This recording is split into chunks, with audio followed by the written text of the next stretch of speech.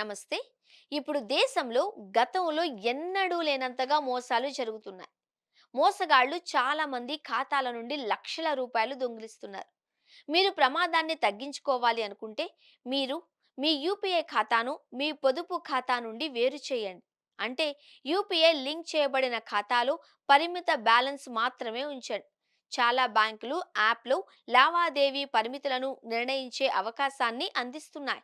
ఇది సెట్ చేసిన తర్వాత మోసం జరిగినప్పుడు నష్టాలు తగ్గుతాయి. అలాగే డబ్బు సురక్షితంగా ఉంటుంది. యూపీఐ అతిపెద్ద బలం దాని వేగం. కానీ ఇక్కడే ప్రజలు తప్పులు చేస్తారు.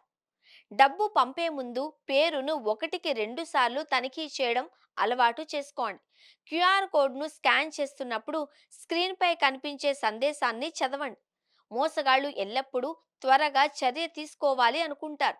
అందుకే మీరు తక్షణ చర్య తీసుకోవాలి అని ఒత్తిడి చేసే సందేశాన్ని అందుకుంటే దానిని జాగ్రత్తగా పరిశీలించండి. వెంటనే చెల్లించవద్దు. కుటుంబ సభ్యులకు కూడా అవగాహన కల్పించాల్సిన అవసరం ఉంది. ముఖ్యంగా వృద్ధ తల్లిదండ్రులు డిజిటల్ మోసాలకు సులభంగా గురవుతారు. వారికి తక్కువ లావాదేవీ పరిమితులను నిర్ణయించండి. వాటిని ధృవీకరించకుండా ఎటువంటి చెల్లింపు అభ్యర్థనలు చేయవద్దు అని చెప్పండి. యాప్లో ఉపయోగించని బ్యాంకింగ్ ఫీచర్లను నిలిపివేయడం ద్వారా కూడా మీరు ప్రమాదాన్ని తగ్గించవచ్చు. విశ్వసనీయ వ్యక్తులకు కూడా మీ యూపీఐ పిన్ ఇవ్వకండి.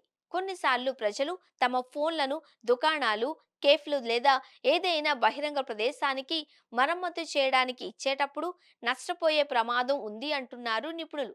ఒకసారి పిన్ లీక్ అయిన తర్వాత మొత్తం బ్యాంక్ ఖాతా ఖాళీ అవ్వడానికి ఎక్కువ సమయం పట్టదు. కొన్ని సెకన్లలోనే మీ ఖాతా నుండి డబ్బులు మాయమవుతాయి. అందుకే జాగ్రత్తగా ఉండడం మంచిది అంటున్నారు. ఏదైనా యాప్ లేదా వెబ్సైట్లో మీ పిన్ను నమోదు చేసేటప్పుడు మీ చుట్టూ ఉన్న భద్రత గురించి జాగ్రత్తగా ఉండండి.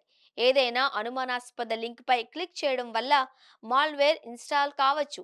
అది మీ ఆర్థిక డేటా మొత్తాన్ని దొంగిలించవచ్చు. అందుకే ఏదైనా లింక్పై క్లిక్ చేసే ముందు మూలాన్ని ధృవీకరించండి.